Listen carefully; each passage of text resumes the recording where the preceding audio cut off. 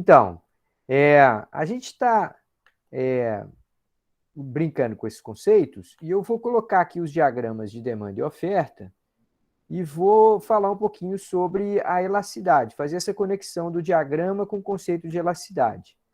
Mas antes da gente realmente começar a aula, queria abrir a palavra aí. Eu acho que tem alguém querendo fazer comentários, fazer algumas perguntas. Se não me engano, alguém me sinalizou isso antes da Fui gente eu, fui eu. começar a aula. Pois não, E, Tiago, pode falar, e, amigo. e é essa relação mesmo que eu queria fazer entre questões de elasticidade e demanda, né? Uhum. Nós conseguimos ver uma relação entre bens de luxo e preço inelástico, né? Porque quanto, quanto mais se aumenta o preço, você não vê uma diminuição de procura em relação a esse bem, né? Então a gente consegue fazer uma relação quanto a isso, certo? Quase. A ideia é muito boa. Gostei muito da sua tentativa de fazer essa conexão, Tiago. Mas é exatamente esse ponto que a gente quer falar, tá? Então, vou primeiro desenhar aqui a primeira curva de demanda. Obviamente, a demanda ela é inclinada para a esquerda, né, gente? Por quê? Porque preços e quantidades têm uma relação inversa, né? Quando o preço sobe, a quantidade cai, quando o preço cai, a quantidade sobe. Isso significa que a curvinha vai registrar isso, né? Quando o preço está alto aqui, a quantidade é um pouco menor, quando o preço está baixo aqui, a quantidade é um pouco maior. Mas quando a gente desenha uma curva assim bem inclinada, bem em pé, a gente observa que mesmo um grande aumento de preço, perdão, mesmo uma grande redução de preço, né? Vou apagar essa pontezinha aqui. Pronto. Mesmo uma grande redução de preço pode não criar muita demanda a mais. Então, ó, o preço despencou, né? Se a gente sair desse ponto A para o ponto B, a gente está vendo que o preço despencou. Essa curva de demanda, ela registra o comportamento do consumidor, do cliente de um determinado produto. Nesse caso, mesmo o preço saindo, vamos dizer que o preço do ingresso do cinema, né, que estava R$ 20, aí o cara foi lá, fez uma promoção de vender, nesse final de semana, o ingresso está saindo a R$ 4. Pô, o preço despencou mesmo, ficou muito barato.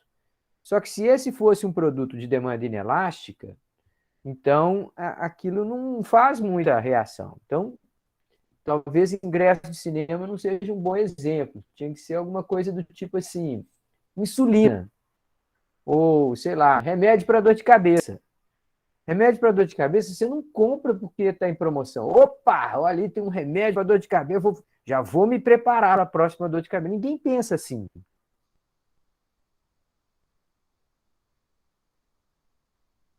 né? Então, se tem uma promoção num produto como esse, muito pouca gente vai reagir, fala, opa, já vou me preparar para a dor de cabeça. Pouca gente vai reagir, é uma demanda inelástica, ou seja, mesmo com grandes variações de preço, a quantidade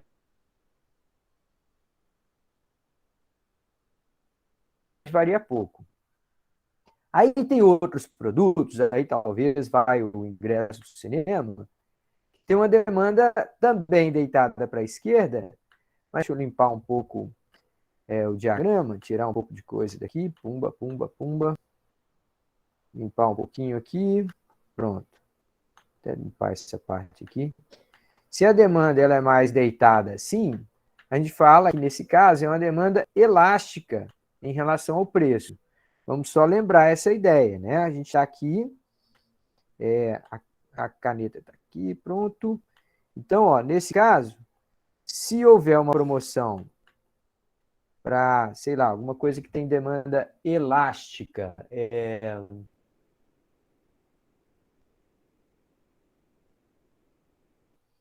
show de uma banda, sei lá, uma banda conhecida localmente aqui.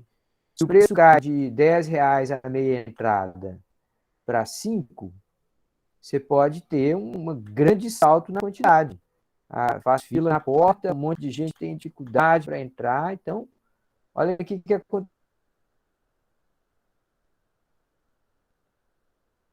aconteceu. A R$ 10, a gente tinha uma quantidade relativamente pequena. Em quantidade, foi bem mais que proporcional ao aumento de preço, tá? Tudo isso aqui ainda é só a introdução. Agora vamos para a pergunta do Tiago. Então, vou apagar aqui e aí vou para o caso bem específico, né? Aquele caso meio uma anomalia que a gente chama de bens de luxo. Os bens de luxo são aqueles que estão diretamente vinculados a status. E aí uma pessoa só compra aquilo porque é caro mesmo. Ela quer se mostrar, ela quer comprar produto caro. Nesse caso, até se o preço aumentar, pode ser que mais gente queira comprar. É uma coisa que parece irracional, mas, enfim, tem um grau de racionalidade. Nesse caso, não se diz respeito tanto à inclinação da curva, Tiago, mas o fato de ela ser mais inclinada ou menos inclinada, mas o fato dela ser positivamente inclinada. Então, não é se ela é mais deitada ou se ela é mais em pé. A questão de um bem de luxo é uma demanda que é positivamente inclinada, ou seja, quando o preço sobe, o cara quer comprar mais Ferrari. Se o preço está aqui, o preço da lancha, do iate, está aqui em 150 mil reais, aí aparece lá iates mais caros, uma nova geração de produtos e tal, o preço sobe para 400 mil reais. Você pensa, poxa, com preço mais caro, vai um monte de gente desistir de comprar. Não, o que acontece é que o negócio bomba. O preço subiu e os clientes querem comprar mais. Então, é uma espécie de uma anomalia, uma exceção à lei de demanda. Não necessariamente o fato da inclinação ser mais para esse caso aqui, né? Se a reação é muito grande ou muito pequena, não é tanto a discussão do bem de luxo. O bem de luxo é uma demanda inclinada para o lado errado. Não devia ser assim, na maioria dos casos não é assim, tá? Tá, mas aí vamos para a curva de oferta, que era o que a gente estava falando na hora que terminamos o nosso último encontro, tá? Então, aqui a gente está sempre separando, né, a demanda da oferta só para poder fins didáticos mesmo. A gente sabe que no mercado a coisa é sempre mais ou menos juntas. As decisões são tomadas mais ou menos uma dependendo da outra. Aqui a gente desenha essa curva de oferta agora. Cada vez mais a gente desenha nesse formato, entre aspas, diferente, esquisito. O que tem de esquisito nessa curva de oferta aqui? Bom, até aqui a gente estava desenhando simplesmente como uma curva positivamente inclinada, uma linha assim, subindo. Por que a gente desenhava assim? Porque a gente falava assim, ó, para o vendedor, conforme o preço suba, né, o preço aqui de PA passa para PB, um preço mais alto, para o vendedor isso aí é um sinal de maior lucratividade. Fala, poxa, se o preço está podendo ser um pouquinho maior, é bem provável que eu vou ter uma margem maior no lucro que eu obtenho com a venda desse produto. Sendo assim, preço maior, quantidade maior. Mas agora a gente está desenhando essa curva de oferta em duas fases. O que quer dizer duas fases? É esse formato de letra L invertida, né? Esse formato assim que primeiro ela é quase horizontal, depois ela fica quase vertical. Bom, o que quer dizer isso?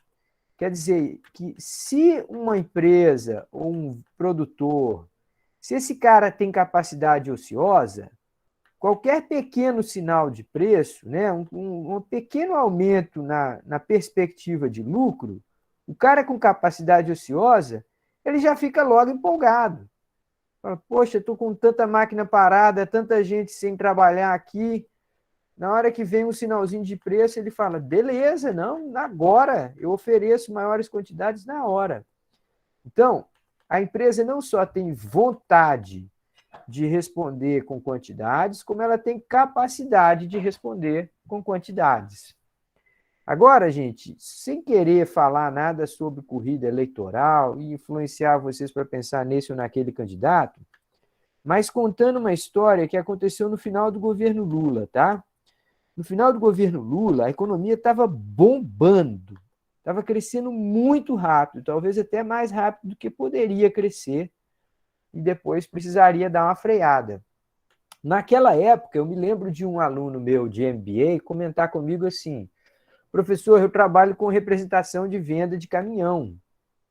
E se um sujeito hoje ligar para mim e disser que quer comprar um caminhão, eu tenho que virar para ele e falar assim: o mais cedo que eu consigo te entregar esse caminhão é daqui a 6 meses. Aí o cara pergunta assim: como assim? Ele falou assim: não, eu já vendi os caminhões que estão sendo produzidos agora e pelos próximos 3 meses. Como a gente tem aí um tempo entre o caminhão ser produzido e ele ser totalmente testado e colocado à venda, eu estou vendendo agora para entregar daqui a 6 meses. Ora, nesse caso, gente, mesmo que o preço suba de PC para PD aqui, né? O preço já está muito alto, mas nesse caso, a capacidade de entregar das fábricas já se esgotou. Mesmo que o preço aumente, ela não consegue entregar muito mais. Ó. O máximo que ela pode fazer é ampliar bem pouquinho aqui. Por quê? Porque ela esgotou a capacidade de entrega no curto prazo. Ela tem uma capacidade instalada, ela tem uma capacidade de atendimento. É como se você chegasse num restaurante no domingo de tarde para almoçar, e aí o cara fala assim: olha, pode esperar, a fila de espera está aí por volta de 40, 50 minutos. Mentira! Quando o cara fala que é 40, 50 minutos, é porque é mais de uma hora. Aí, se o restaurante ainda tem ali uma antessalazinha para você sentar e pedir uma cerveja, alguma coisa, a turma ainda fica. Se não, falava para outro. Né? Mas o restaurante não está preparado para atender mais do que 70, 80 pessoas ao mesmo tempo. Não adianta a pessoa chegar e falar assim: olha, eu pago mais. Eu peço só o prato mais caro. Não adianta, o cara fala: não posso, não vou expulsar o cliente atual para você sentar ali. Então, no caso da curva de oferta, a gente vê que tem essa mudança de inclinação, e a gente fala que aqui, nessa fase aqui, a oferta é elástica. Por quê? Porque pequenos aumentos de preço vão gerar bons saltos na quantidade, tá? Então, ou seja, o vendedor e o produtor, ele tem capacidade de reagir com variação grande de quantidade, mesmo quando o aumento de preço é pequenininho. O estímulo que ele recebeu pelo aumento de preço foi pequenininho. Numa demanda elástica, o que acontece? Sempre que a gente pensa elasticidade de preço, a formulazinha é assim, ó, variação de quantidade sobre variação de preço. Então, a gente faz essa continha simples aqui. Vamos dizer que o aumento de preço tenha sido de 5%. Só 5%.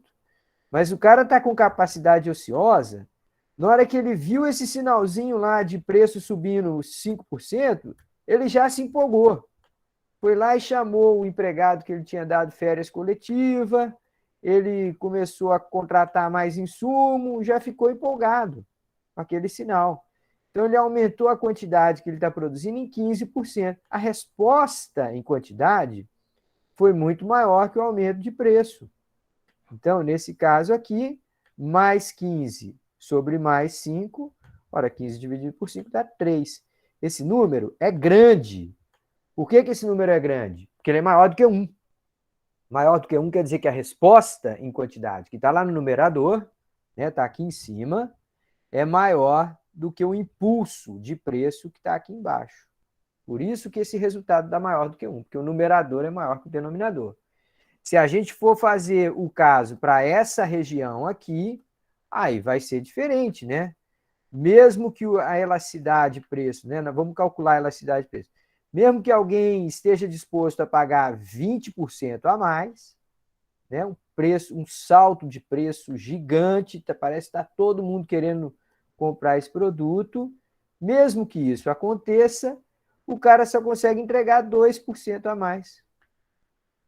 Quer dizer, ele não consegue reagir em quantidade, ele já está no limite, ele está trabalhando 3 turnos, ele já contratou todo mundo que ele podia, está com anúncio no jornal dizendo contrata-se e tudo mais. 2 dividido por 20 é a mesma coisa que 1 dividido por 10, e é a mesma coisa que 0,1. Esse número é pequeno. Esse número pequeno, por quê? Porque ele é menor do que 1. A gente chama de pequeno. Quando ele é menor do que 1, quer dizer que o numerador é menor que o denominador. Em outras palavras, a resposta em quantidade não é tão grande, mesmo que o salto de preço seja maior. Agora, só para completar essa explicação toda, gente, a gente fica discutindo aqui, se o preço for assim, se o preço for assado, aí a resposta vai ser assim, vai ser assado, mas preço não se move sem nada, né? O que a gente está fazendo aqui é só simplificar a questão. Porque nesse primeiro exemplo aqui, para ter acontecido aquilo, foi a demanda que saltou. Nesse segundo exemplo aqui, para ter acontecido isso, também foi a demanda que saltou. Então, antes a gente falava assim, se o preço subisse assim, eu consigo entregar. Não consigo entregar. Mas, na verdade, o que a gente está tratando é de uma maneira simplista, né, um pouco mais simplificada, de mudanças entre pontos de equilíbrio, né? Para acontecer essa mudança que a gente estava falando aqui, não, nesse caso aqui a demanda é que está positivamente inclinada, aí seria uma confusão. Vou trabalhar com esse diagrama, não, esquece esse. Para acontecer essas mudanças aqui, a gente tem que falar de novos pontos de equilíbrio. Então, com essa explicação, agora a gente consegue juntar tudo que a gente já discutiu até aqui. Sobre o que a demanda é, como que é a inclinação dela, o que pode fazer a demanda deslocar para um lado e para o outro, como que a oferta é, em muitos casos, né? Ela tem duas fases, ela tem uma fase que é elástica, tem uma fase que é inelástica, e muitas vezes isso acaba se revelando na emergência de novos pontos de equilíbrio.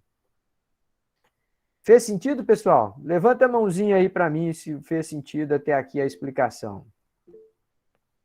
Beleza, estou vendo todo mundo me acompanhando aí, ótimo. Tá, então agora deixa eu limpar essa bagunça toda aqui e deixa eu ver o que mais que a gente estava falando. Elasticidade de preço da oferta, né? Vamos ver mais um exemplo aqui. Daqui a pouquinho eu volto para essa perguntinha cretina que está aqui na frente, tá? Daqui a pouquinho eu volto para ela. Mas vamos primeiro dar uma olhada aqui no que está nesse exemplo aqui. Suponha que, diante de um período de expansão da economia, a demanda por energia elétrica se expanda ano após ano. No primeiro ano, a quantidade ofertada cresce 30%, em resposta à maior quantidade demandada, à maior demanda. E os preços sobem apenas 10%. A situação se repete no segundo ano, ou seja, o preço sobe só 10%, mesmo a quantidade crescendo 30%.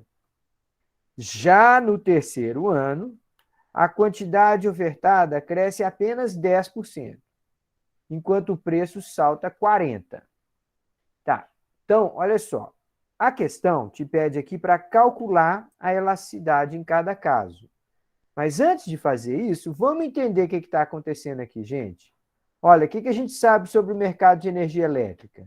A gente sabe primeiro que a demanda é inelástica. Demanda inelástica quer dizer que ela é mais vertical ou mais horizontal? Vertical. Beleza. Ela é mais vertical. Então, vou colocar uma demanda assim mais em pé, tá? Ela não chega a ser uma linha reta, mas né, vertical, mas ela é bem inclinada assim, né? Bem em pé. Tá, agora o que a gente sabe sobre a oferta de energia elétrica? A gente sabe que quando você tem reservatório lá cheio de água, é fácil aumentar a vazão de água e gerar mais energia elétrica. Só que se você bater no limite, aquilo que tem para hoje, amigo, não adianta. Então, a oferta de energia elétrica, ela tem esse comportamento assim, ó. Tem uma fase ociosa, e se a demanda crescer de D0 para D1, deixa eu chamar aqui D0 e chamar aqui de D1. Se a demanda crescer de D0 para D1, a gente sai desse primeiro ponto de equilíbrio e vai para esse segundo ponto de equilíbrio. Ora, o preço quase não mudou, subiu um pouquinho. mesmo com as quantidades crescendo bastante. Então, quer dizer, você está na fase elástica da curva de oferta. No terceiro ano lá que esse exercício está falando, a gente já está falando de algo aqui, ó. Esse tipo de mudança para cá. A demanda agora já está num patamar que ela continua crescendo, mas agora tem impacto sobre preços. Ou seja, a quantidade ofertada ainda pode crescer um pouquinho, mas o impacto agora fica principalmente sobre preço. Impacto bem grandão sobre preço, tá? Então, nesse caso, ó, preço sobe muito e a quantidade não consegue entregar tanto. Então, é disso que está falando essa questão. Mas vamos lá, vamos obedecer a ordem aqui da questão, o que ela está falando. Quais seriam as elasticidades da oferta no primeiro e no terceiro ano? Então, ó, elasticidade e preço. Sempre a fórmula é εp é igual variação percentual de quantidade, ΔQ, sobre variação percentual de preço, ΔP, ou seja, variação de preço. Muito bem. Aí lá no primeiro ano, o que ele está falando? Ó, no primeiro ano, a quantidade ofertada cresce 30%, opa, quantidade, vou pôr aqui 30%, mais 30%. Em resposta a uma maior demanda, e os preços sobem apenas 10%. Opa, beleza, vou pôr aqui preço, mais 10%. Tá, quando a gente faz essa conta, 30 sobre 10, qualquer pessoa faz essa conta facinho. Por quê? Porque essa não é uma aula de matemática, é uma aula que a gente está mais querendo aprender a intuição. Então, eu não vou colocar aqui cálculo difícil para vocês. Então, o resultado é 3. 3 é um número grande, ou seja, essa demanda é elástica, está nessa fase aqui. Né? Então, esse é o caso que a gente está vendo no primeiro ano. Aí, o segundo ano, a coisa muda um pouco. A gente também vai ter εp. No numerador, a gente tem quantidade. No denominador, a gente tem preço. Mas, ó, no terceiro ano, a quantidade ofertada cresce apenas 10%. Então, a quantidade que está aqui em cima subiu só 10%. Enquanto o preço salta 40%.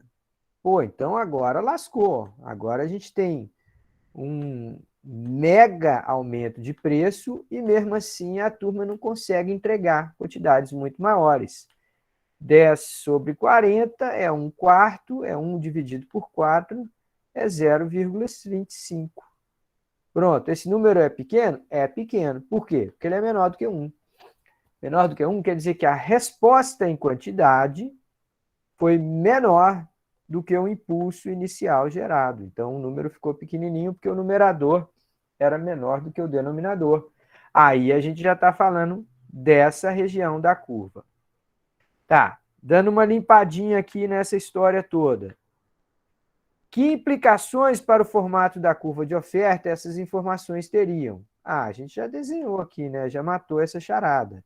É que a curva de oferta para certos produtos, principalmente os produtos industrializados, ou produtos de energia, ou produtos como que envolvem muito investimento, envolvem tempo de implantação de novos projetos e tal, essa oferta não cresce rapidamente, né? Bater uma quantidade é o que tem para hoje.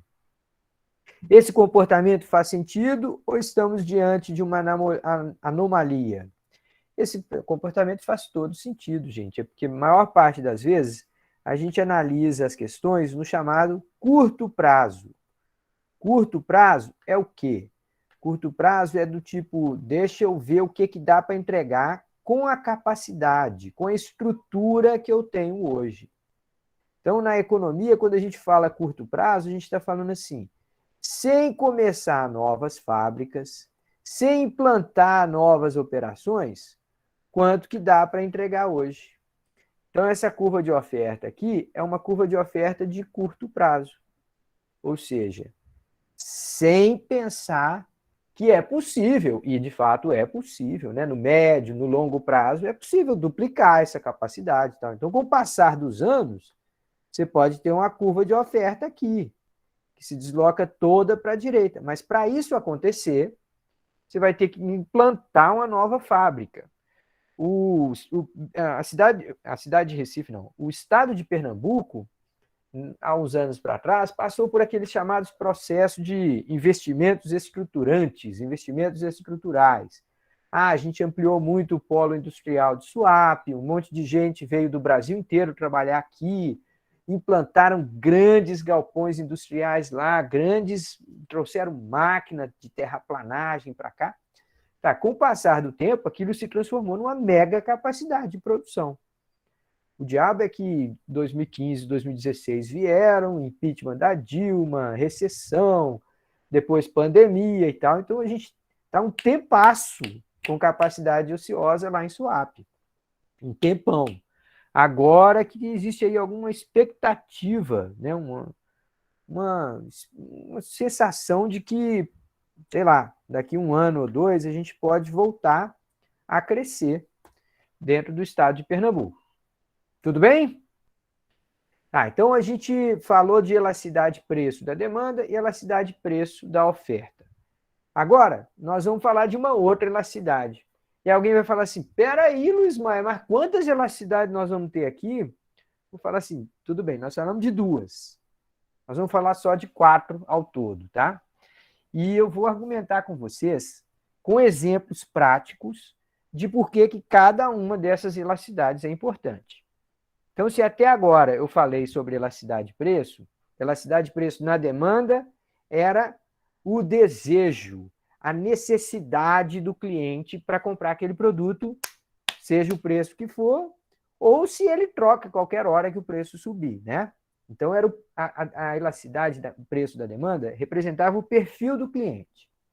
Na oferta, a elasticidade de preço dizia muito mais respeito à capacidade de entrega. A curto prazo, você tem uma faixa que, se estiver ocioso, você entrega rápido, qualquer estímulo de preço. Tá? Agora, nós vamos falar de uma terceira elasticidade, que é a elasticidade renda. E essa, gente, é importantíssima. É daquelas assim que está todo dia na cabeça de todo mundo, mesmo que não saiba o conceito. Mesmo se você conversar lá com o dono da borracharia lá no seu bairro. Aliás, é um sintoma da cidade do Recife, né?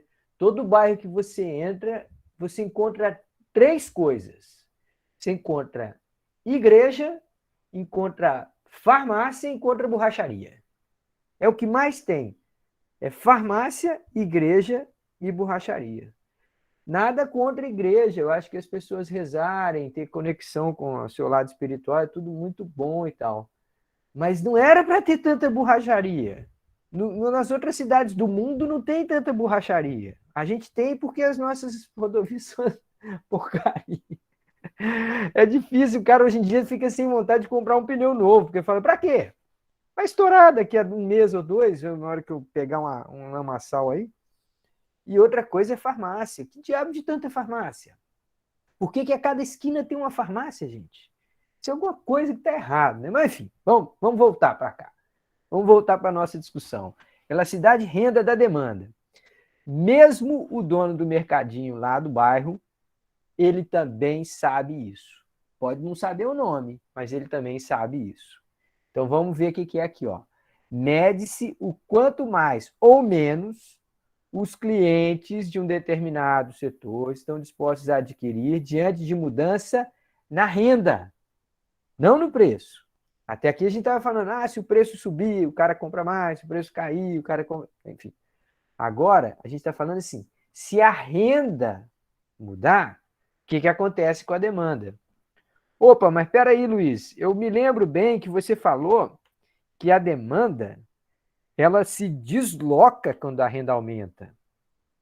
Né? Quando a gente vai registrar a curva de demanda, a gente faz assim, desenha o diagrama, preço e quantidade, né? Vamos colocar aqui um exemplo bem simples, tá? Vamos colocar assim, demanda por carne. Pô, quase ninguém compra carne hoje. Tá caro demais, cara. Eu mesmo, aqui em casa, nós estamos comprando linguiça, carne de frango, a carne vermelha, eu acho que só carne moída.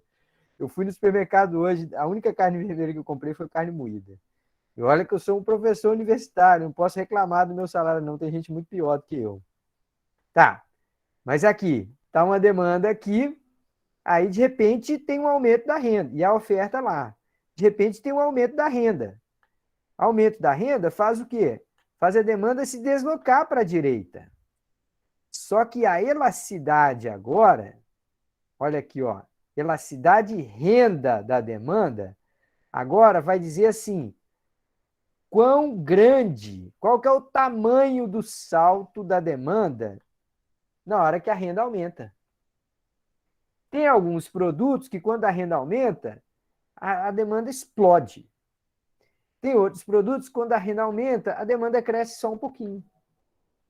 Ah, então eu quero saber qual que é a sensibilidade do meu produto a um aumento da renda. Por que eu quero saber isso? Ora, porque eu vou no jornal toda hora, a notícia da televisão, toda hora esses caras estão falando é que o PIB vai crescer isso, o PIB vai crescer aquilo. Se a renda do consumidor vai aumentar, vamos dizer que o PIB, né, que é a renda do país como um todo, se o PIB vai crescer só 1,5% esse ano, eu quero saber se a minha demanda, se o meu cliente que compra assinatura de academia, se ele vai aumentar em 5%, se vai aumentar, o meu número de clientes vai aumentar em 3%, 5% ou 10%. Se o perfil do meu cliente é tal que quando a economia cresce 2%, o meu número de assinantes aqui para fazer parte da academia de ginástica agora salta 30%. Se o PIB cai 5%, quantas pessoas que deixam de fazer ginástica na academia? Quantas pessoas que vão agora só fazer caminhada na pracinha? Ah, é 2%? É 1%? Eu saber o quanto que a minha demanda se desloca conforme a renda da população, do país, aumente ou diminua. Tá, então aqui a gente já não está falando mais da inclinação da curva, e sim do quanto que ela salta, do quanto que ela se desloca.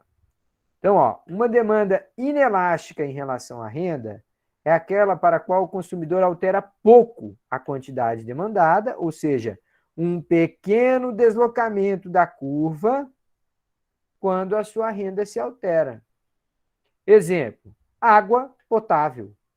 Água potável, o preço, a gente pode ficar mais rico, mais pobre, a gente continua precisando aqui na mesma quantidade. Gás de cozinha.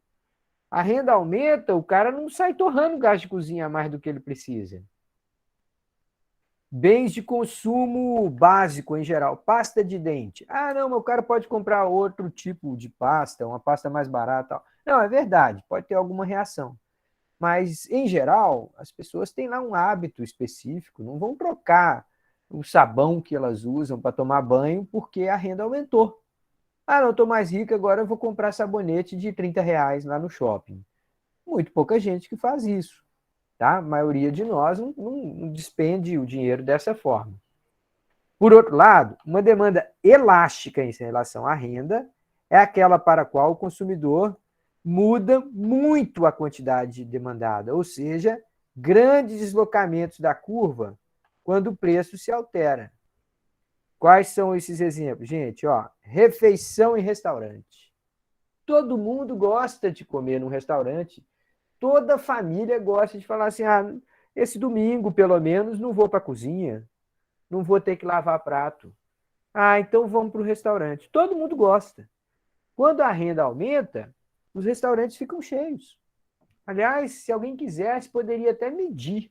Poderia falar assim, não, eu vou ter um índice de renda, índice de atividade econômica baseada no movimento de restaurante do bairro. Por quê? Porque a gente sabe que quando esse cara está vendendo mais, os restaurantes estão cheios, é porque a renda daquela comunidade aumentou um pouco. Por outro lado, se o restaurante esvazia, você sabe que é porque a turma está com menos grana. Por quê? Porque todo mundo gosta de restaurante. Se pudesse, todo mundo ia pelo menos uma vez, talvez 2 vezes por semana num restaurante, né? Tá, peças de vestuário. Pessoal, se você pegar o movimento lá de uma Renner, C&A, Riachuelo, essas lojas de departamentos, é impressionante, que tá sempre gente comprando.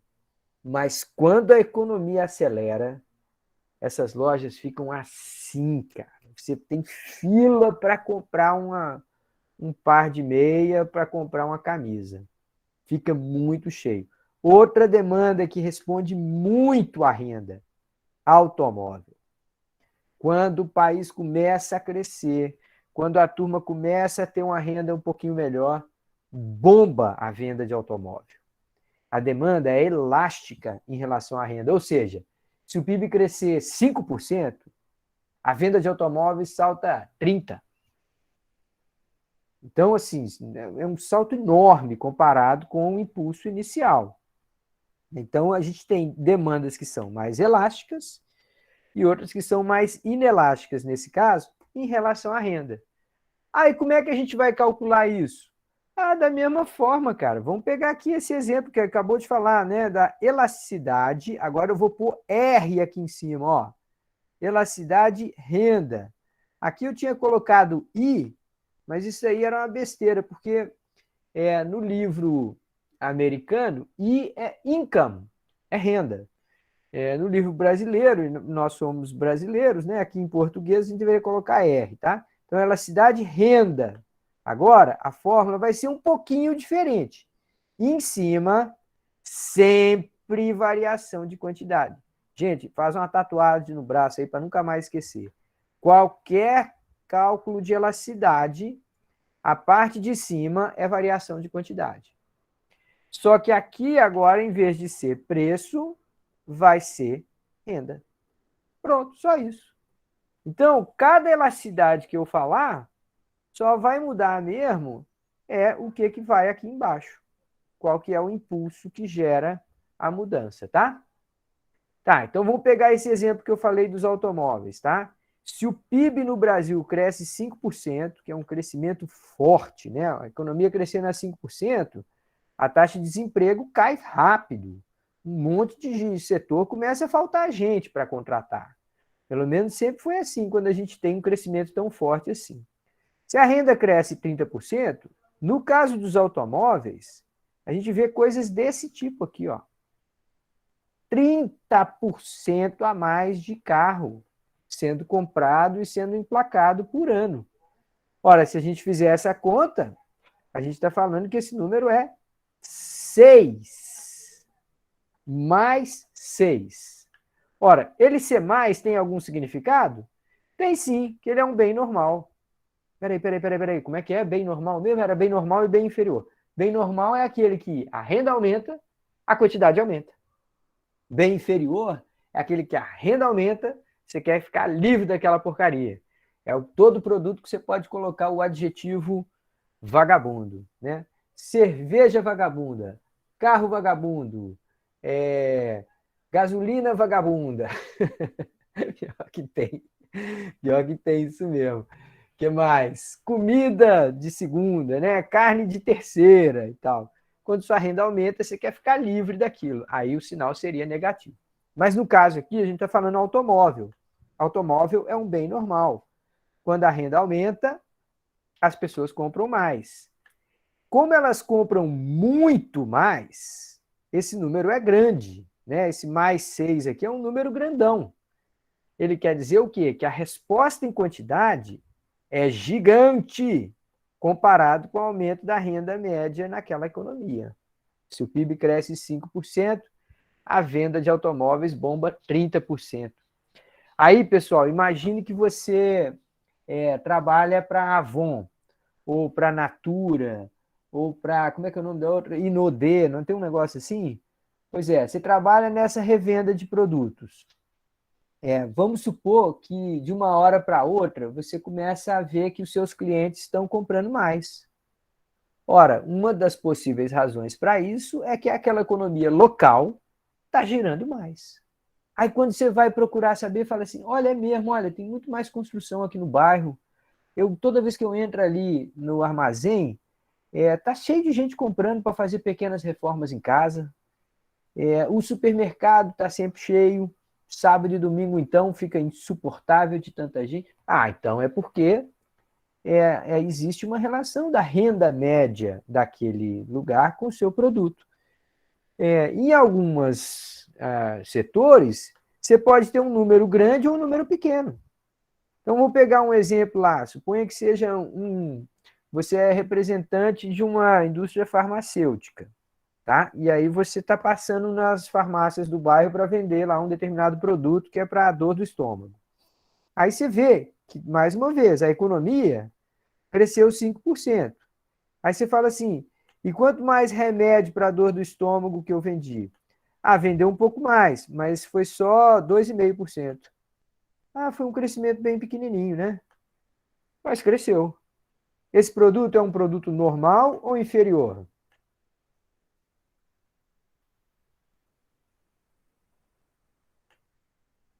que vocês acham, gente? O PIB Normal. normal, né? Por quê? Porque aqui cresceu, aqui também cresceu. Se os Sim. dois cresceram, aí é um bem normal. Agora, quando a gente faz essa conta aqui, 2,5 dividido por 5 é metade, né? Dá 0,5. Esse produto, a demanda dele é elástica em relação à renda ou inelástica em relação à renda?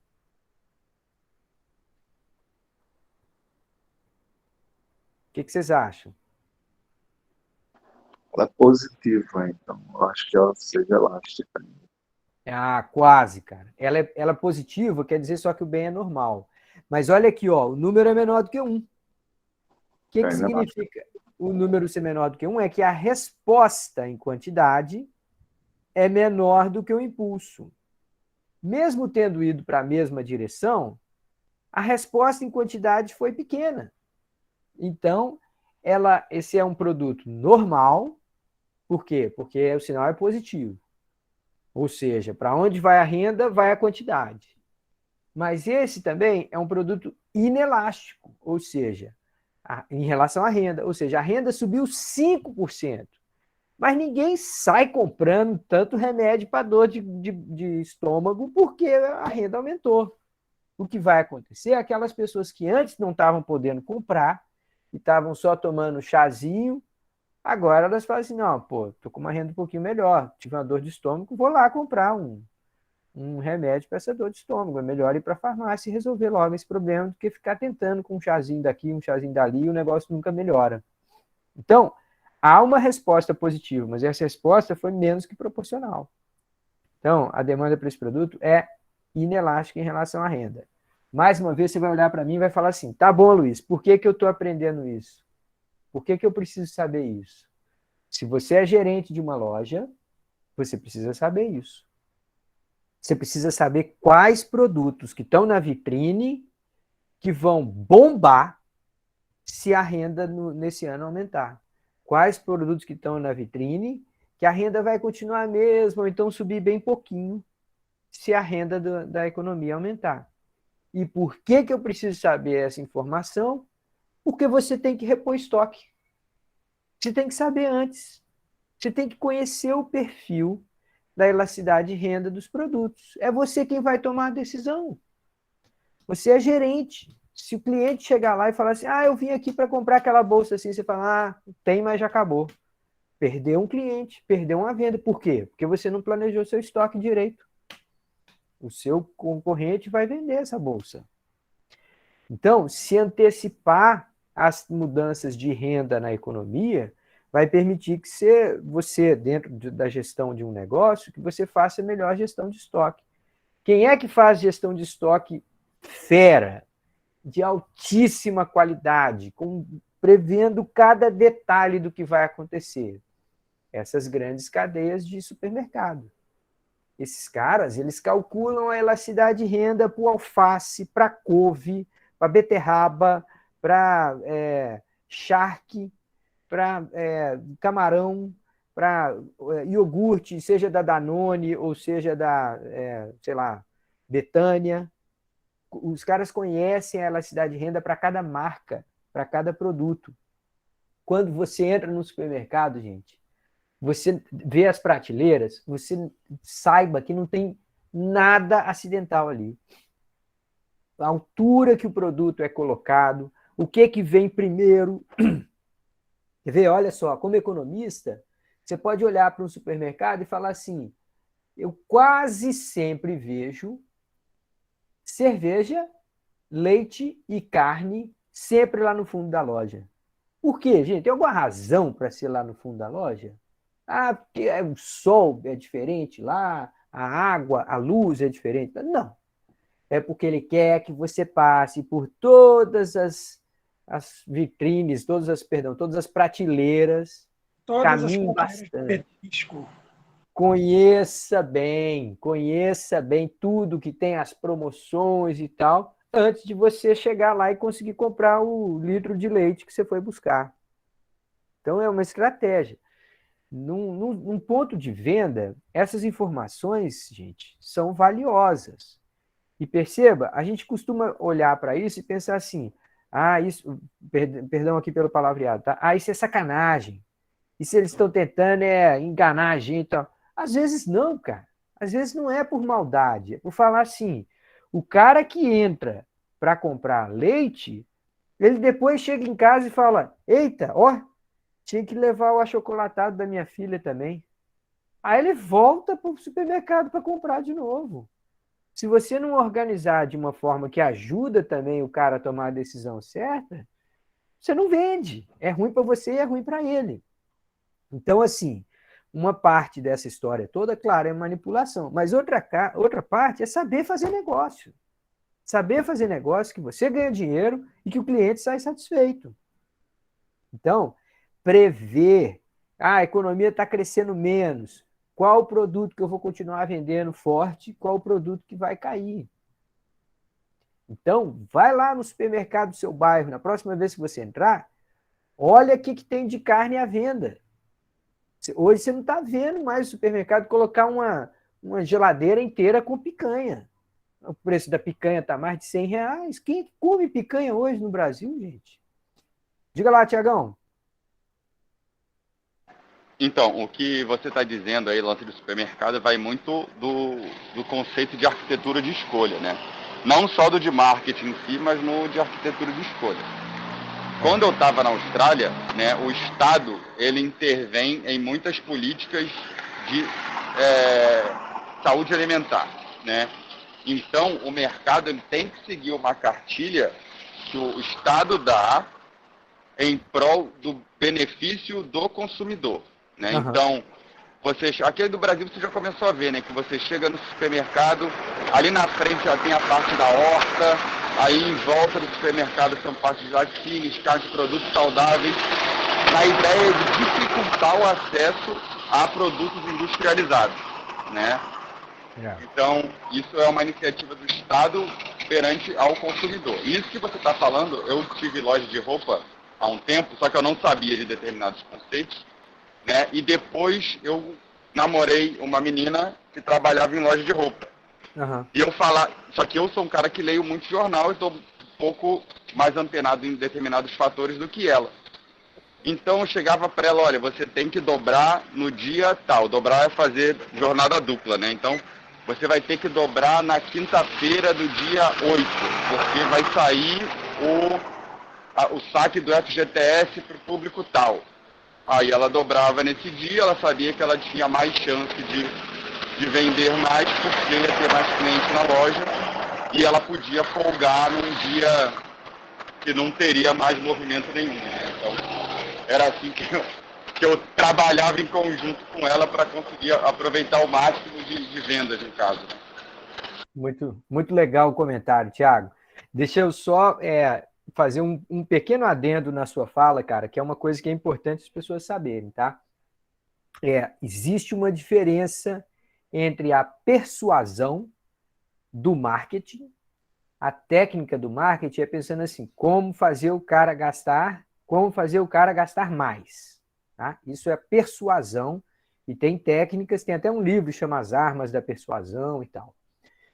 Isso daí, o interesse é da empresa E muitas vezes é até contrário ao interesse do cliente. Nem sempre, tá? Mas com frequência é tentar fazer o cara gastar mais do que ele quer. Tá? Então, isso é marketing. Quando a gente fala de arquitetura de escolha, a gente pode usar essa tecnologia para o mal, ou seja, para o lado negro da força, mas a tecnologia de arquitetura de escolha ela foi desenvolvida para falar assim, como ajudar as pessoas a fazer boas escolhas. E é esse o exemplo que você está dando da Austrália. Tem um exemplo dos Estados Unidos também que é muito legal, Tiago, que é assim, na cafeteria, né, na lanchonete, no lugar de alimentação das crianças em escolas públicas americanas, lembrando que 95% dos cidadãos americanos estudam em escola pública até terminar o segundo grau, nessas escolas públicas, certos alimentos vão sendo banidos e os outros alimentos vão sendo preparados para serem cada vez mais atraentes. Então, assim, não basta colocar muita fruta no cardápio das crianças. Você tem que colocar frutas bonitas, fáceis de pegar. Então, por exemplo, tá? Você tem uma maçã inteira ou se tem uma maçã cortada, já tirando a parte do caroço em pedacinhos. A pessoa pega aquilo ali, ó, vira como se fosse um petisco. Então, eles querem fazer ficar fácil.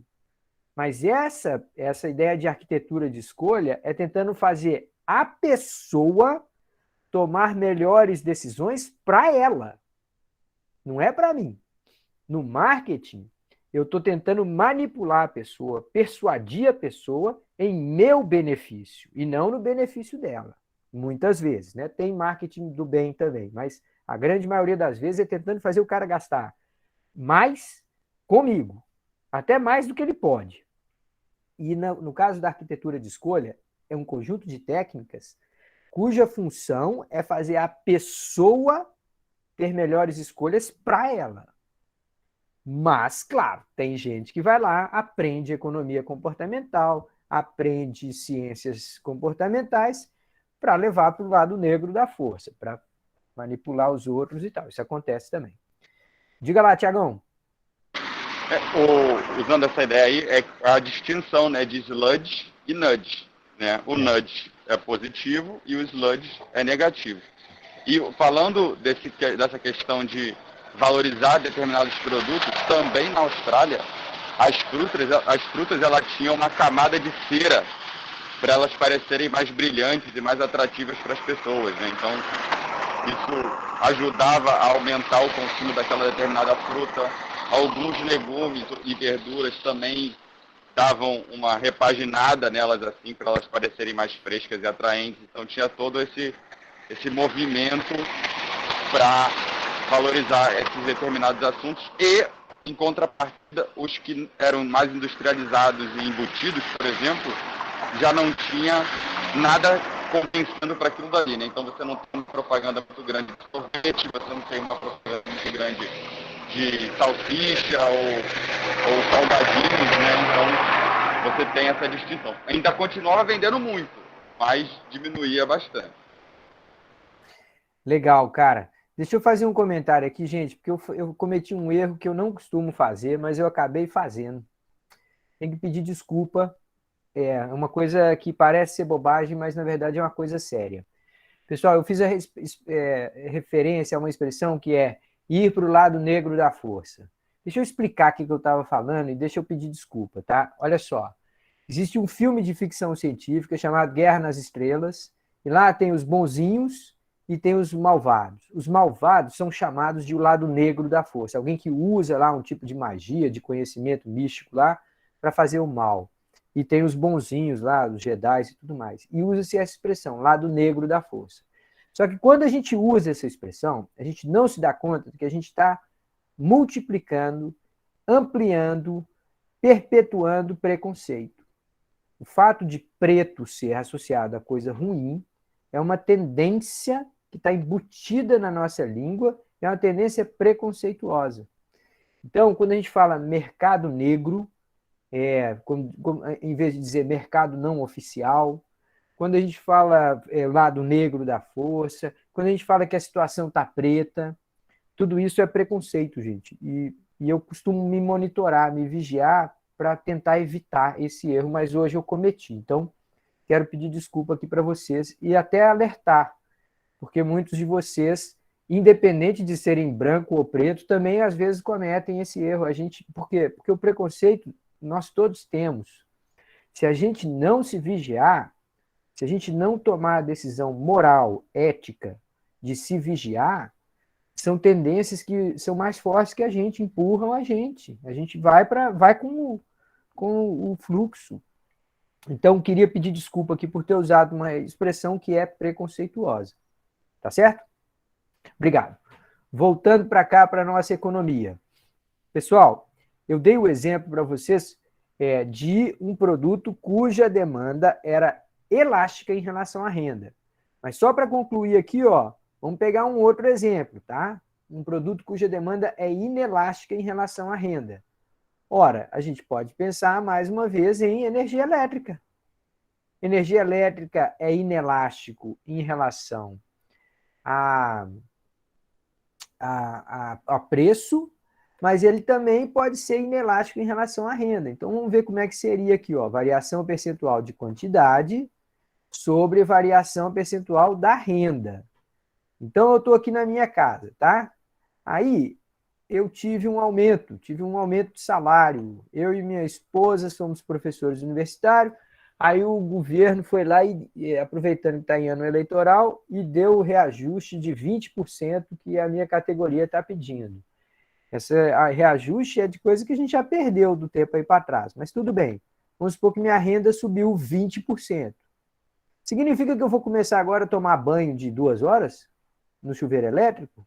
Significa que agora eu vou deixar o ventilador ligado e sair da sala? Significa que agora eu vou ligar a televisão de manhã, deixar ligada, ir trabalhar, ir para as compras e deixar a televisão lá ligada? Não.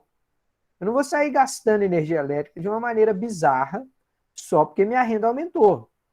É possível que eu gaste um pouco mais, porque talvez eu compre mais aparelho eletroeletrônico, talvez eu, sei lá, use sem muita preocupação o ferro elétrico na hora de passar a roupa, deixe ele ligado ali enquanto eu estou preparando a roupa para ser passada e tal. Eu posso ficar mais negligente.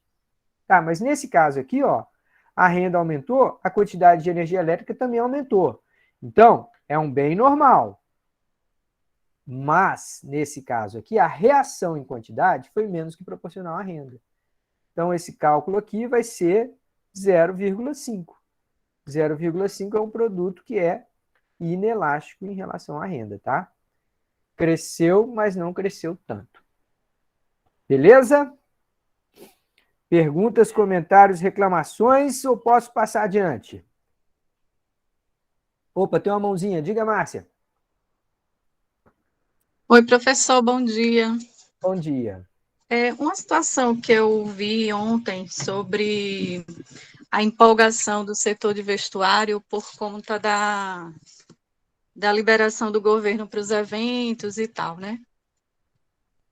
E aí eu não sei se tem alguma relação com elasticidade de demanda, mas assim, se o desemprego continua alto, a taxa, ainda não aumentou, por que essa expectativa toda em cima do setor do mercado de vestuário apenas porque vai ter mais festa?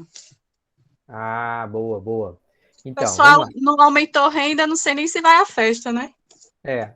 Pois é, vamos lá. Olha só. Vamos ver qual que é a conexão que nós temos aqui. Primeiro, gente, olha só. Quando libera os eventos de maior capacidade, existe um monte de prestadores de serviço que fazem um evento. Então, se vai ter um show, você não faz ideia da quantidade de gente que é contratada. Tem gente que vem vender, por exemplo, um gerador para o caso de cair energia no meio do show. E aluga esse gerador para você. Tem gente que trabalha com segurança. Aí você contrata as pessoas para fazerem segurança privada. Tem gente que precisa dar uma mão de tinta, porque o ambiente está muito degradado e tal, faz muito tempo que não tinha show ali, tem que passar uma mão de tinta, contrata o pintor. Tem gente que vem consertar a parte elétrica, porque está dando toda hora pipoco, vai ligar um monte de equipamento aí na casa, então precisa dar uma revisada na parte elétrica. Então, quando a gente tem eventos, a gente movimenta uma série de serviços. Esses serviços são os que estão faltando na nossa recuperação. A recuperação da economia pós-pandemia não aconteceu, né, de uma maneira assim, mais robusta ainda, porque uma série de serviços continuaram limitados. Então, existe a expectativa de que todos esses serviços vão voltar a operar. Gente que trabalhava com turismo vai trabalhar mais, se bem que o turismo já voltou bastante. Mas gente que trabalha com eventos, gente que trabalha com aluguel de roupa, gente que trabalha com... Enfim. Então, se esses serviços começam a ter mais demanda, o que é interessante é que um serviço contrata o outro. Então, é uma rede de contratações. Com isso, é provável que você tenha uma recuperação da renda das famílias no futuro. Ah, mas na economia, Márcia, a gente não toma decisão só com o que está acontecendo agora. A gente toma decisão pensando no futuro. Então, por exemplo, ontem saíram os números do IBGE, a taxa de desemprego caiu só um pouquinho assim, ó. Caiu bem pouquinho. Mas a renda das pessoas com nível de renda mais baixo caíram menos do que a renda das pessoas com nível de renda mais alta. O que isso quer dizer? Quer dizer que, de alguma forma, a gente pode já estar começando a ver uma recuperação no setor de serviços, que é um setor que contrata muita gente. Então, embora os indicadores econômicos às vezes olhem para trás, a decisão que a gente toma é olhando para frente. Então, se o cara começa, nesse momento, né, que a gente está aqui em abril de 2022, o cara olha para o que está por vir, ele fala assim, poxa, esse é um ano de eleição, capaz de governos do Brasil inteiro dar aumento.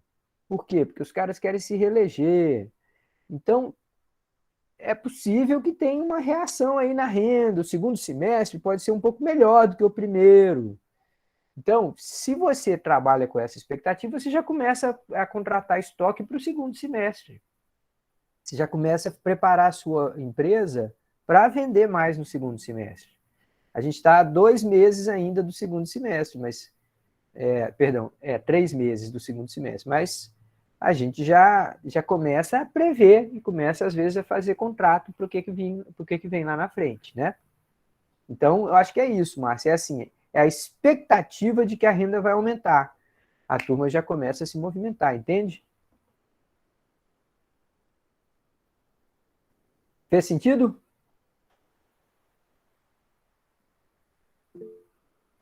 Pode falar, Márcia. Sentido sim, né? Até porque o senhor é show. Mas eu confesso que eu não tenho muito otimismo em relação a isso, não, por causa da insegurança em que a gente vive, num ambiente de muita insegurança. Uhum.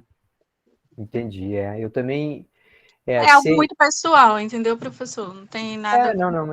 Mas é porque é igual a gente está falando aqui, Márcia, assim, a realidade ela é muito local e as notícias são nacionais, né? Então, às vezes tem um otimismo maior, mas esse otimismo é lá do Ceará, é lá de São Paulo, e a coisa às vezes ainda não chegou aqui, né? Justamente, eu vejo muito isso, não sei se na minha realidade ou numa realidade de Pernambuco, Uhum. né? Mas eu vejo, assim, muitas exceções e não vejo o geral acontecer, entendeu? O que se espera, de fato, acontecer. Uhum. Pois é. Muito bem. Vamos falar da última elasticidade. Prometo, pessoal, prometo, última elasticidade para vocês aqui. Mas, mais uma vez, eu vou mostrar para vocês que esse negócio importa. Eu não estou ensinando coisa para vocês que falam assim, isso aí estava lá no livro texto, mandaram o Luiz ensinar, e aí ele resolveu que tinha que ensinar. Não, eu vou mais uma vez mostrar para vocês que é um cálculo que tem a ver, que aparece no dia a dia das decisões econômicas, tá?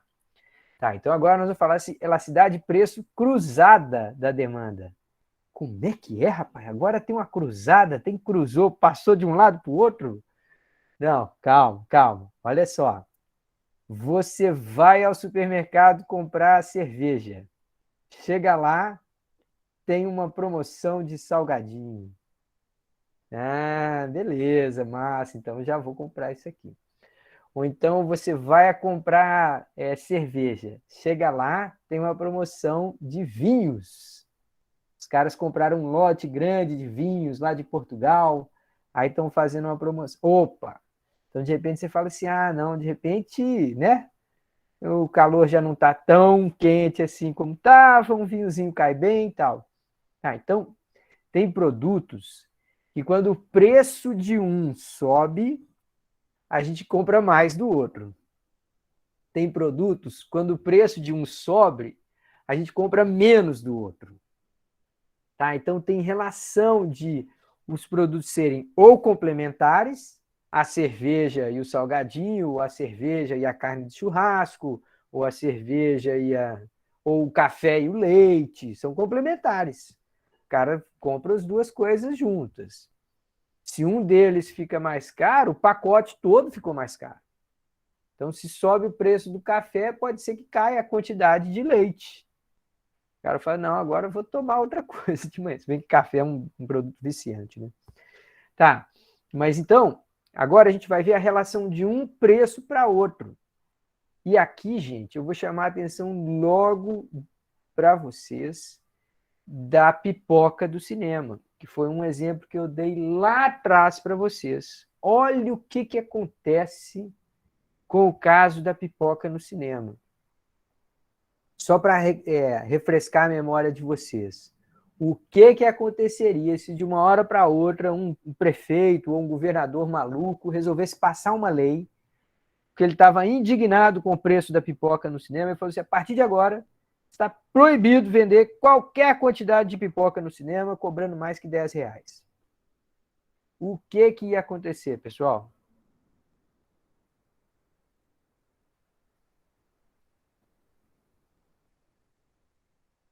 O que ia acontecer com o público que vai para o cinema, com o ingresso para o cinema?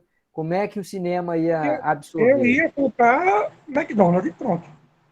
Pois é, mas como é que o cinema vai resolver essa questão? Ele agora não pode cobrar mais do que R$10 no... Vai aumentar o valor Ele do vai ingresso. aumentar. Não, se ele não pode aumentar o ingresso, ele vai dar uma forma, fazer com que a Bomboniere, por exemplo, gere mais lucro, ou seja, aumentando o preço da pipoca, aumentando o preço da Coca. Uma Coca que custaria R$5 custará 10 ou 15, enfim. Isso. A ideia é essa mesmo, gente. Mas só lembrando que nesse exemplo, o que a gente constatou quando a gente conversou sobre isso? Que o preço absurdo da pipoca no cinema é uma maneira de discriminar.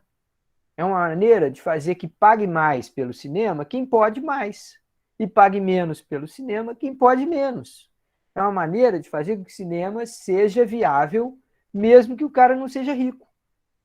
Porque se ele fosse cobrar o valor do ingresso do cinema de todo mundo, muita gente não vai para o cinema mais. O cara vai ficar em casa baixando o streaming.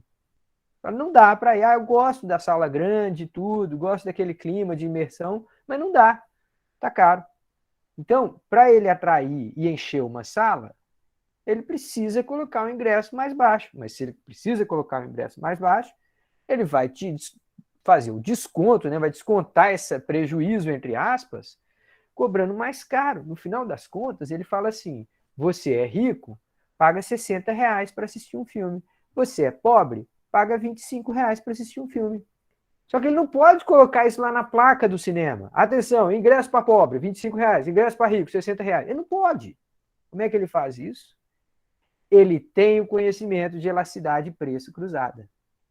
Ele sabe quanto que ele pode subir o preço, ou reduzir o preço do ingresso e aumentar a quantidade, e aumentar a quantidade de pipoca. Como é que ele sabe a relação dos dois? Como que o preço de um afeta a quantidade do outro? Quanto que ele que ele pode aumentar o preço da pipoca sem deixar de ter gente vindo para o cinema? Ele precisa saber a relação do preço de um produto com a quantidade que se busca do outro. Então, esse tipo de técnica, gente, também está lá no mercadinho do bairro. Também está lá no Seu Jorge. O Seu Jorge, dono do mercadinho, sabe qual o produto que ele põe em promoção para que a turma entre e compre outro. Mesmo no mercadinho do bairro, quando você chega no caixa, tem aquele monte de penduricalho do seu lado tentando fazer você pegar uma coisinha ali antes de sair. Aí, às vezes te lembra que você precisa comprar uma lâmina de barbear, às vezes lembra que você gosta de um chocolate, vai levar um chocolate para o seu filho, para o seu sobrinho. Então, Aquele velho papo da amostra grátis também. Aquele pedaço de exatamente, queijo. justamente. Então, o que a gente fala é assim, aqui a gente está estudando os cálculos, a maneira, digamos assim, da ciência, da matemática, de fazer isso de forma planejada. Mas os conceitos que a gente está estudando, gente, são reais, eles estão lá fora. As pessoas estão usando. O açougue usa, o mercadinho de bairro usa e a multinacional usa. Todo mundo usa a informação para conhecer o perfil do. Quando a gente fala conhecer o perfil do cliente, não é saber se ele tem tatuagens e tem cabelo comprido. É saber essas coisas. Como é que o cara compra, o que ele compra junto com cerveja? Quanto que eu reduzo o preço de uma cerveja para vender mais carne de churrasco? Qual o impacto na venda de carne de churrasco na minha redução de cerveja? E aqui até me permite fazer um esclarecimento sobre uma contradição de algo que eu disse. Eu disse há uns tempos atrás para vocês, quando eu estava dando exemplo de demanda inelástica, eu disse que cerveja tem demanda inelástica em relação ao preço. Ou seja, as pessoas quando estão tristes, sem grana, bebem, as pessoas quando estão ricas, felizes, bebem. Ou bebe para esquecer, ou bebe para comemorar. A cerveja, e o álcool em geral, é uma droga e as pessoas consomem em quantidades relativamente regulares. Se você tivesse como medir assim no sangue da pessoa quanto de cerveja que entra por mês, você ia encontrar um patamar bem regular. Quanto que a pessoa inseriu daquela droga no seu organismo ao longo de um mês. Sempre mais ou menos a mesma quantidade. Então, mesmo o preço mudando, as pessoas compram a mesma quantidade. Se eu disse isso, né, que a demanda por cerveja é inelástica em relação a preço, como é que você explica que tem promoção de cerveja? Não faria sentido. Pois é, a explicação é por causa da elasticidade de preço cruzada. Você bota a promoção de cerveja para fazer o miserável entrar dentro da sua loja. Quando ele entra, ele não leva só a cerveja. Ele também fala, já estou aqui mesmo? Ah, faltou o espetinho para o churrasco. Ah, pega lá o coraçãozinho. Coraçãozinho tá caro demais, não dá. Ah, pega lá. Uma Pega asinha de galinha, uma asinha. asinha rola. Asinha dá. É Pega o que um dá, velho. salgadinho pra criança, enfim. Exato. Então, quando o cara faz promoção na cerveja, não é porque ele acha que vai vender muito mais cerveja. Ele sabe que ele poderia vender a mesma quantidade de cerveja sem fazer a promoção. Quando ele faz a promoção na cerveja, ele fala assim: o que eu vou ganhar no salgadinho, na guardanapo, enfim, nos outros produtos, vai compensar essa promoção que eu faço. Então, existe isso, gente, um efeito vitrine. Quando o cara prepara uma vitrine, uma pessoa que prepara a vitrine da loja, essa pessoa usa muita intuição. Ela fala assim, não, esse daqui, ó, todo mundo para e olha. Esse daqui é o produto que eu ponho aqui para fazer o cliente entrar. E já vou colocar logo um preço aqui bem chamativo. Então, tem essa ideia de fazer a pessoa entrar. Então, quando a gente está falando isso, a gente está falando de elasticidade de preço cruzada. A gente está pensando como que o preço de um produto atrai a ponto de eu vender mais ou menos do outro. Vai depender se as coisas são complementares, ou seja, eu sempre compro junto, ou se elas são substitutas. Tá, então vamos falar de exemplos aqui de elasticidade preço cruzada, tá? Antes de pegar exemplo numérico. Aí está dizendo assim, a elasticidade cruzada da demanda por soda limonada ou por suco em relação à Coca-Cola é positiva. Como é que eu sei que é positiva? Ah, ou você compra refrigerante ou você compra suco. Ou você compra Coca-Cola ou você compra soda limonada. As pessoas gostam mais de um ou gostam de outro. Tá? Isso significa que se o preço de um tiver muito alto, você vai lá e compra do outro. Então, Elasticidade preço cruzado. Vamos pegar esse exemplo aqui, tá? Elasticidade preço cruzado. Eu vou colocar aqui PC. Embora PC tenha uma sigla que é usada para outras coisas, né? Personal Computer, o crime, né? A facção criminosa e tudo, enfim. Vamos colocar aqui variação percentual de quantidades do produto A e a variação percentual de preços do produto B. Eita, agora que eu entendi, a fórmula não muda tanto, mas é que agora envolve 2 produtos distintos. Tá, então vamos lá. Suponha que a Coca-Cola resolveu botar para lascar. Foi lá e subiu 30%. Pau! De uma paulada, 30% o litrão lá da Coca-Cola ficou. O que acontece? A pessoa olha para aquilo e fala, pô, mas eu sempre tomei Coca-Cola, mas 30% a mais? Ah, não, isso aqui é um absurdo, não vou levar não. Vou levar alguma outra coisa. Vou levar, sei lá, soda limonada. Vou levar suco. Vou levar chá. Hoje em dia tem chá, né? Chá gelado. Tá, então, ó, comprou outra coisa. Agora vamos ver, vamos fazer as contas aqui, tá? 10 para 30 é 0,33, né? É 1/3. Então, esse resultado aqui dá 0,33. Esse número é pequeno e positivo. O que quer dizer ele ser positivo? Quer dizer que se o preço de um produto subiu, a quantidade do outro subiu. Esses produtos são substitutos ou complementares?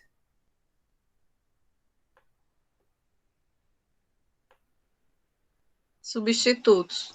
Substitutos, né? O preço de um subiu, você comprou mais do outro, é porque você está escolhendo entre um ou outro. Então, esse sinal positivo aqui é só para me dizer se eu estou falando de uma relação de substituição ou de complementaridade. E esse número ser pequeno, essa demanda é elástica ou inelástica em relação ao preço do outro produto?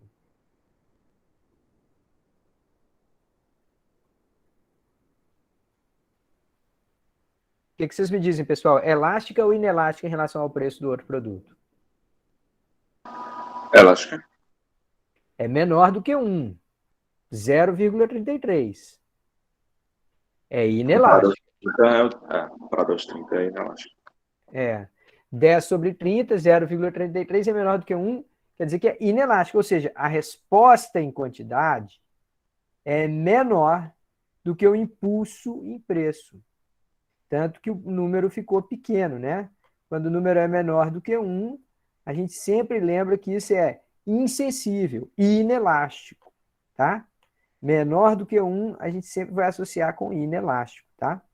Só que nesse caso aqui, o sinal, o que está dizendo o sinal, não importa tanto se é elástico ou inelástico.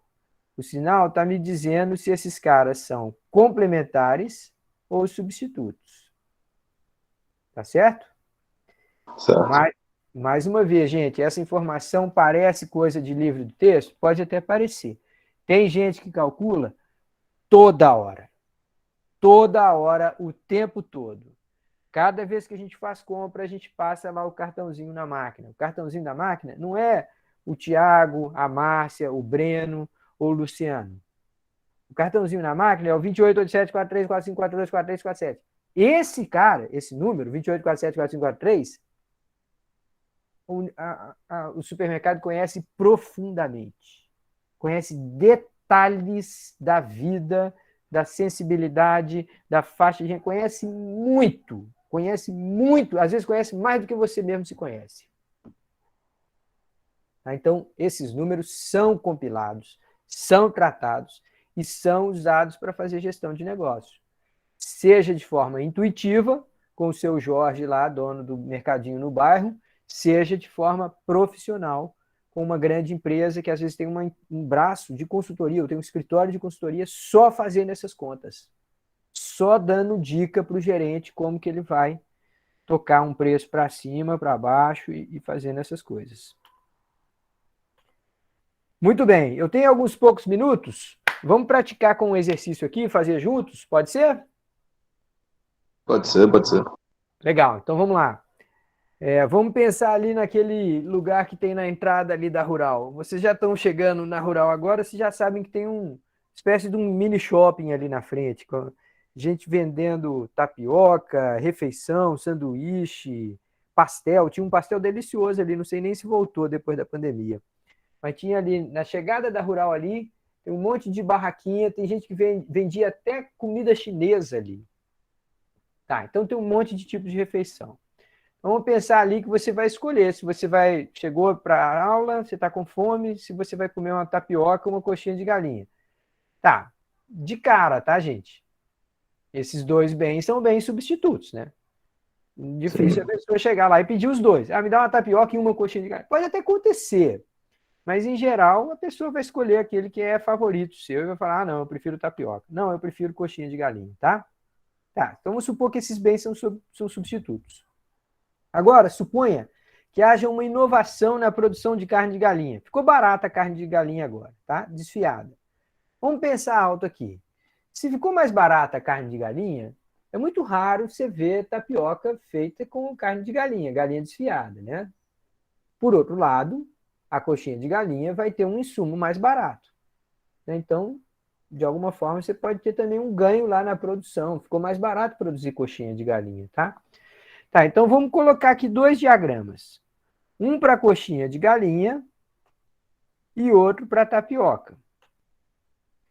Preço e quantidade, a oferta e a demanda. Tá, só que esse mercado aqui vai ser o mercado de tapioca. DO. E aqui a gente vai colocar o T para lembrar que é tapioca. Agora eu vou fazer aqui desse lado o outro mercado, que é o mercado de coxinha de galinha. Então também tem preço, tem quantidade, tem a oferta e tem a demanda. Tá certo? E vou colocar aqui a letra C para lembrar que nesse mercado aqui é a coxinha de galinha. Agora, vamos ler de novo essa frase aqui, ó. Suponha que haja uma inovação na produção de carne de galinha. Então ficou mais barato produzir carne de galinha. Isso daí vai afetar primeiro, né? Vai afetar o mercado da coxinha de galinha, né? Que tem a ver. Você acha que essa mudança vai afetar primeiro as condições de produção de coxinha ou vai afetar primeiro a disposição do consumidor a comprar mais ou menos? Primeira produção. Beleza. Essa mudança foi positiva ou negativa? Positiva, ficou mais barata. Beleza, então nós vamos pegar a curva de oferta e vamos deslocar para a direita. Beleza, então passou de O0 para O1, tá certo? Opa, mas se isso aconteceu, a gente saiu desse ponto de equilíbrio aqui, onde o preço estava aqui, e foi para um outro ponto de equilíbrio aqui. Aí você pode até se perguntar assim, mas vem cá, então isso piorou para quem vende coxinha de galinha? Não. Olha A aqui, demanda ó. aumentou. A quantidade aumentou. Então, o preço caiu, mas a quantidade aumentou, compensa. No caso, compensa para o cara, porque ele acabou vendendo muito mais quantidade. Tá, mas então, o fato é que aqui nesse mercado houve uma redução de preço. Se esses dois caras são substitutos, se você chega todo dia na Rural e fica lá no dilema, o que eu vou comer? Eu vou comer tapioca ou vou ver coxinha? Aí quando você chega, você descobre que a coxinha está mais barata. O que vai acontecer com a demanda por tapioca? Vai baixar. Porque pessoas Vai. vão querer comprar coxinha. Olha que massa isso aqui, cara. Sem você obrigar por lei, por decreto nenhum, sem você impor uma nova fiscalização para garantir que o preço vai ser esse ou vai ser aquele. Se você teve uma inovação em um mercado, o preço nos dois mercados cai. Pessoal, olha o que eu estou falando. Eu vou terminar a aula hoje com essa frase, tá? Olha que frase importante, tá? É por isso que a gente gosta tanto de inovação. Porque inovação gera benefício no mercado onde ele está e gera benefício em outros mercados. Um país que não inova, um país que não tem esse espírito de vou fazer diferente, vou tentar uma coisa nova, vou usar um ingrediente distinto, um país que não investe, não acredita em inovação, não vê esses fenômenos acontecer. Então, só para concluir aqui o nosso exercício. Então, quais são as alternativas? Primeiro, o preço de equilíbrio da tapioca caia. Pronto, já está de cara que esse aqui é verdadeiro. Só para confirmar, vamos ver os outros. A quantidade de coxinha de galinha negociada no mercado seja reduzida. Opa, não. Com essa mudança aqui, aumentou a quantidade de coxinha de galinha negociada. Então, esse não é. O terceiro, o preço de equilíbrio da tapioca não se altere. Também não é. Olha aqui, ó. O preço de equilíbrio da tapioca caiu também. Por quê? Porque as pessoas compraram um pouco menos. Dado uma estrutura de oferta, com as pessoas querendo comprar um pouquinho menos, aquilo sobra, o preço cai. E o quarto, a quantidade de tapioca vendida seja menor. Opa, esse também está certo. Olha aqui, ó. A quantidade de tapioca vendida de fato caiu. Então, nessa questão aqui, tem duas respostas certas. Isso me leva ao ponto de que, se algum dia acontecer isso na nossa lista de exercícios, eu vou dar certo para quem tiver marcado a letra A, eu vou dar certo para quem tiver marcado a letra D, e eu vou dar certo para quem tiver marcado as duas. Só não vou dar certo para quem tiver marcado letra C e D. Tá certo, pessoal? Eu também não sou Papai Noel, né? Perguntas, comentários, reclamações ou sugestões?